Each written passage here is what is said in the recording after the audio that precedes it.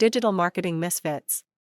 Deloitte did a study and they found out that over 70% of millennials and Gen Z make their purchase decisions from an influencer that they follow. It's 81% now. That conference that I showed you that last week, it was 81% now. 81%? 81% from insurance to everything. I mean, it makes sense for all of that because, I mean, who would you trust more? A random person you saw on an advertisement or somebody that you, like, maybe you're friends with down the street? Like, you know, would you go to a restaurant based upon because Applebee's had a really delicious commercial or because Susan down the street was like, yo, you got to go check out the Applebee's? You know, I like to throw this back to the Kardashians in this kind of conversation because they were some of the first trailblazers of this. Think about the food god, like her best friend, right? He started out doing like this very similar thing with like food reviews too. So like it goes beyond the Kardashians, and it's just incredible to see that no like trust factor, right? Like I buy things from people I watch all the time. I'm like,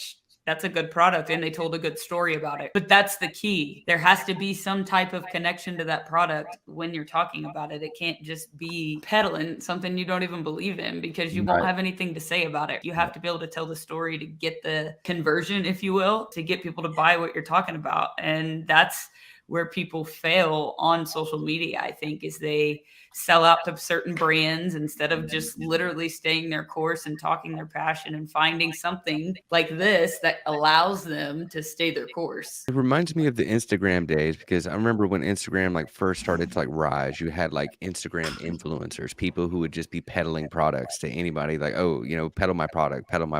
But it almost like it basically kind of like killed off the traditional influencer, put the hands in regular people who connect better with regular people because not everybody is Instagram polished. They're regular people who show up in a freaking robe and just doing regular ass shit. You know what I mean? Show up with a hole in their ceiling with a 2 comma club, you know, beneath it right there. You know what I mean? Like, hey, this is a kick ass thing. Like I use it. This is how badass it is. You know what I mean? It's helped me do X, Y, and Z. Well, okay. Well, I can relate to the dude who's got missing a ceiling tile.